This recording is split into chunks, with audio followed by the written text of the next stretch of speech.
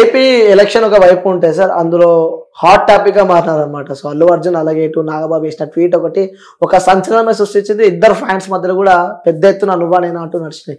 అంటే ఏ విధంగా చూసుకోవచ్చు, వ్యక్తిగతంగా ఫ్రెండ్ కాబట్టి పోయి కలిసిన, నాకు ఎలాంటి పార్టీలకు సంబంధం లేదు అని చెప్పి అల్లు అర్జున్ చెప్పడం చూస్తున్నాం.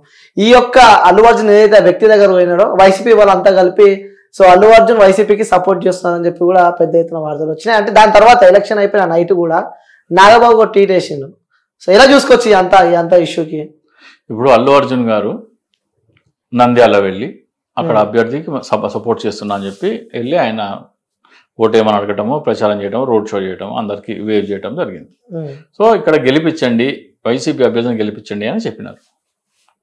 అది నాగబాబుకు తప్పు అనిపించి మాతో ఉన్నవాడు మావాడైనా కానీ పరాయి వాడే, ప్రత్యర్థి అయినా సరే మాతో ఉంటే మావాడే అన్నాడు. ఓకేనా? అంటే అల్లు అర్జున్ చేసింది తప్పు అని నాగబాబు అంటున్నాడు. ఓకే, ఇంతవరకు ఒప్పుకుంటారు కదా. 2014లో చిరంజీవి కాంగ్రెస్ పార్టీలో ఉన్నప్పుడు చిరంజీవి సొంత తమ్ముడు ఒక పార్టీ పెట్టి కాంగ్రెస్ హటావ్ దేశ్ బచావ్ అన్నాడు.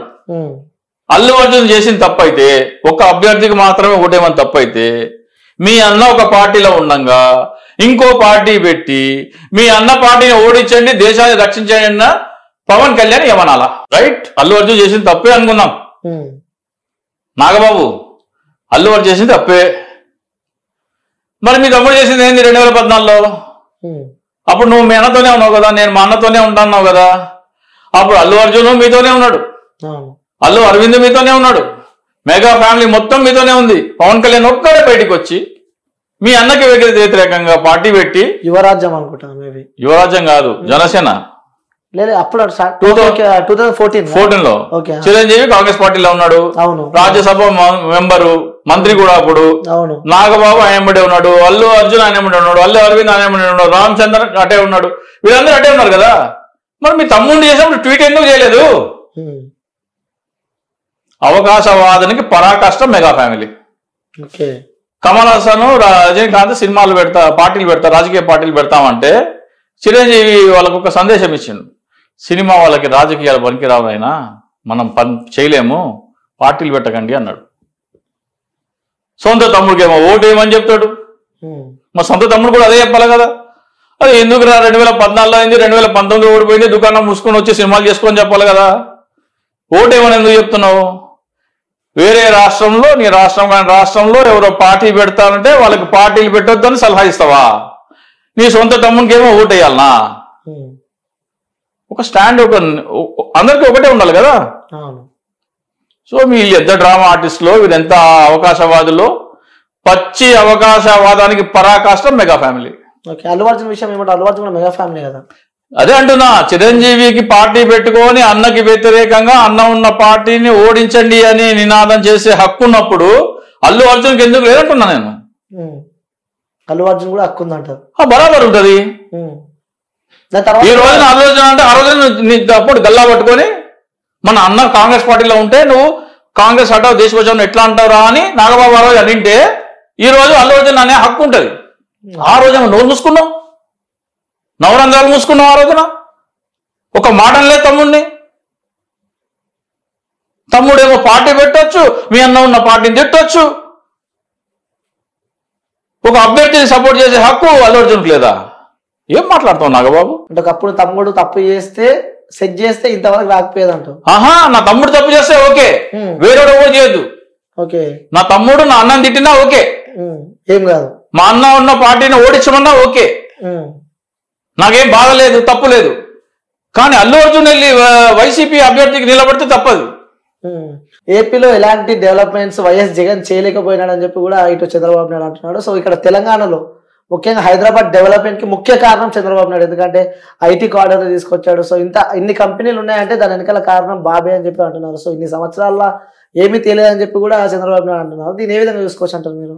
పవన్ కళ్యాణ్ కూడా నిన్న ఒక ఇంటర్వ్యూ చూసిన, నేను మాదాపూర్లో చిన్నప్పుడు వాకింగ్ చేసే ఏరియా చూస్తే అక్కడ ఐటీ కంపెనీలు అవి చూస్తే మత్తిపోతుంది నాకు, సంపద సృష్టించడం అంటే ఇది అని చెప్పేసి చంద్రబాబు నాయుడు అంటున్నాడు.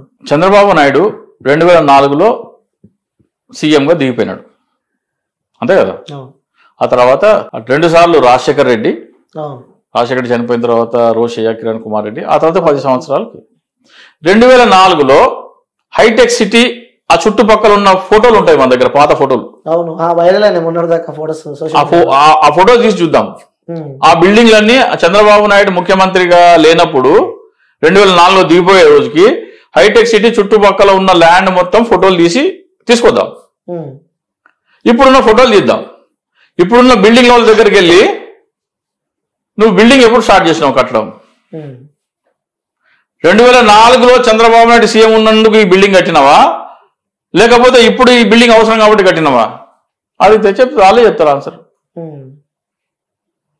ఐటీ ఇండస్ట్రీ నేనే తీసుకొచ్చినా చంద్రబాబు నాయుడు చెప్తాడు. బిల్ గేట్స్ నేనే తీసుకొచ్చినా కాబట్టి ఐటీ ఇండస్ట్రీ ఇంత డెవలప్ అయింది అంటాడు. మరి బెంగళూరులో ఆంధ్రప్రదేశ్ కంటే పెద్ద ఐటీ ఇండస్ట్రీ బెంగళూరులో. మరి బెంగళూరు ఎట్లా డెవలప్ అయింది? పూనా ఎట్లా డెవలప్ అయింది? చెన్నై ఎట్లా డెవలప్ అయింది? నోయిడా ఎట్లా డెవలప్ అయింది? అక్కడ చంద్రబాబు నాయుడు లేడు కదా, అక్కడ డెవలప్ కాకూడదు కదా. ఇప్పుడు బిల్ గేట్స్ తీసుకొచ్చేందుకు ఎవడైనా సరే సాఫ్ట్వేర్ ఇంజనీర్ అవుతాడా?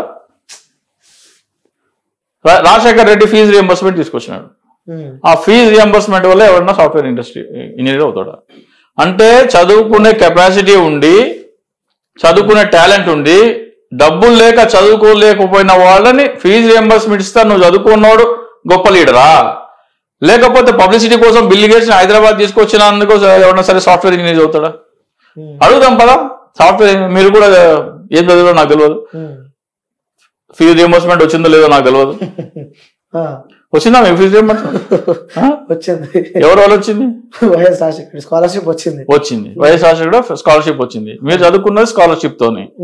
బిల్ గేట్స్ ని హైదరాబాద్ కి చంద్రబాబు నాయుడు తీసుకొచ్చినందుకు మీరు చదువుకున్నారా, లేకపోతే స్కాలర్షిప్ ఇచ్చినందుకు చదువుకున్నారా? స్కాలర్షిప్ ఇచ్చినందుకు చదువుకున్నాం. మరి ఈ మాత్రం కామన్ సెన్స్ లేకుండా మాట్లాడతారు ఏమి జనాలు.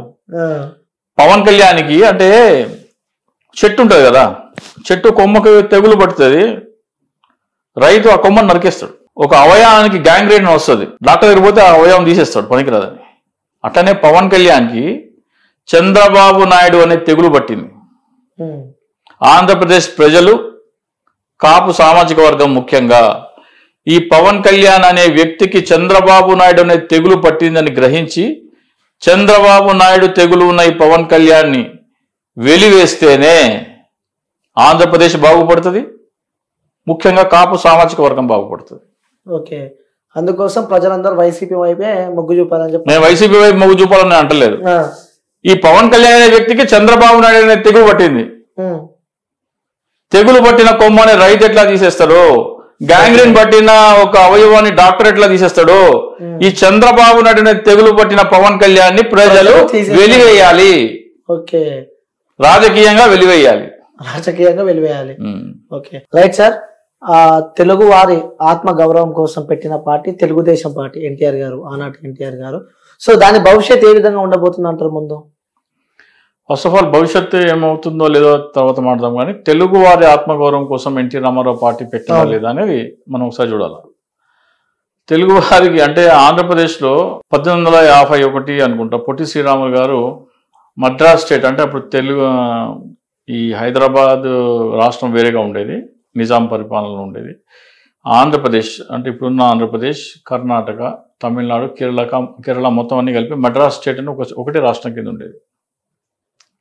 తెలుగు వారికి వేరే రాష్ట్రం కావాలని నిరాహార దీక్ష చేసి 56 రోజులు నిరాహార దీక్ష చేసిన పొట్టి శ్రీరాములు గారు చనిపోతే ఆయన ప్రాణత్యాగం ఫలితంగా ఏర్పడింది ఆంధ్రప్రదేశ్ రాష్ట్రం. తెలుగు వారి కోసం ప్రత్యేక రాష్ట్రం కావాలని 56 రోజులు నిరాహార దీక్ష చేస్తే ఆ పోరాట ఫలితంగా, ఆ త్యాగ ఫలితంగా వచ్చింది ఆంధ్రప్రదేశ్.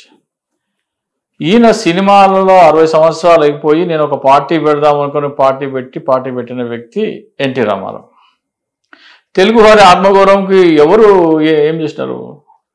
60 సంవత్సరాల వరకు సినిమాల్లో నటించి కావాల్సినంత డబ్బులు సంపాదించుకొని, కావాల్సిన పేరు ప్రఖ్యాతులు సంపాదించుకొని సుఖమైన జీవితం గడిపి, ఇక సినిమాలు అయిపోయినాయి కదా, నా వయసు అయిపోయింది, నా ఫేస్కి హీరో వేషాలు రావని చెప్పి ఒక రాజకీయ పార్టీ పెట్టుకొని దానికి తెలుగువారి ఆత్మగౌరవం అని చెప్పుకుంటున్న తెలుగుదేశం వారి వాదన కరెక్టా?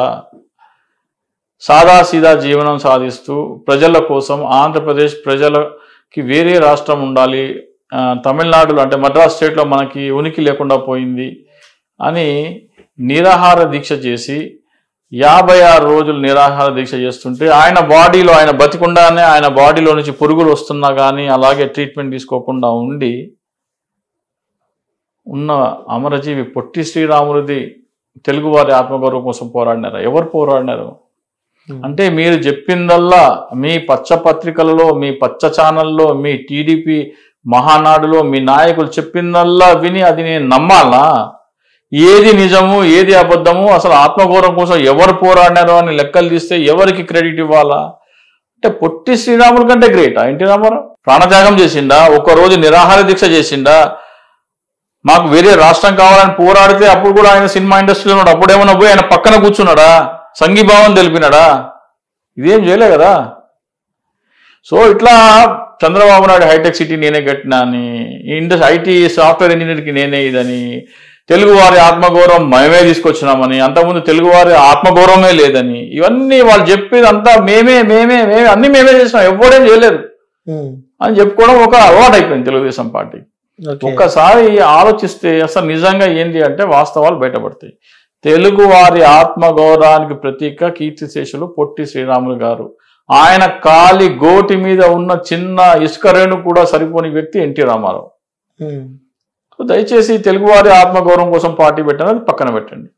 ఈ ఎన్నికల్లో తెలుగుదేశం పార్టీ ఓడిపోతుంది. చంద్రబాబు నాయుడు వయసు మీద పడిన విషయం అందరికీ తెలిసిందే. సో ఆయనకి ఇదే లాస్ట్. ఆయన కుప్పంలో గెలుస్తాడా లేదా కూడా డౌటే ఉంది. కుప్పం కూడా డౌటే ఉంది. కుప్పంలో ఓడిపోయినా తెలుగుదేశం పార్టీ భూస్థాపితం. ఆయన కుప్పంలో గెలిచినా కానీ ఆయన నాయకత్వంలో తెలుగుదేశం పార్టీ ఇంకా కొనసాగడం అనేది కష్టం. తెలుగుదేశం పార్టీ కొత్త నాయకుడి కోసం చూస్తుంది. ఆ కొత్త నాయకుడు ఎవరవుతారో అని మనం చెప్పలేము. కానీ లోకేష్కి అయితే తెలుగుదేశం పార్టీని నడిపించేంత సామర్థ్యం లేదు. ఈ ఎన్నికల్లో ఓడిపోతే తెలుగుదేశం పార్టీ భూస్థాపితం అయిపోవడం దాదాపు ఖరారైపోతుంది. ఓకే. సో అంటే ఎన్నికల్లో ఓడిపోతే నెక్స్ట్ టీడీపీ అనేది ఉండదు, ఇక టీడీపీ అనేది ఉండదు. సో తర్వాత పవన్ కళ్యాణ్ మొన్న టీడీపీతో కలవకుండా విడిగా పోటీ చేస్తుంటే ఈ ఎన్నికల్లో ఎట్లాగో కూటమి ఓడిపోతుంది. పవన్ కళ్యాణ్ ఒక ప్రత్యామ్నాయ పార్టీగా ఎదిగే అవకాశం ఉంటుంది. కానీ పవన్ కళ్యాణ్ పూర్తిగా చంద్రబాబు నాయుడు బానిస అన్నట్టు వ్యవహరించాడు కాబట్టి ఆ పార్టీ కూడా ఉనికి లేదు. దాదాపు ఈ ఎన్నికలలో ఫలితాల తర్వాత టీడీపీ జనసేన రెండు తమ ఉనికిని కోల్పోతాయి, భూస్థాపితం అయిపోతాయి.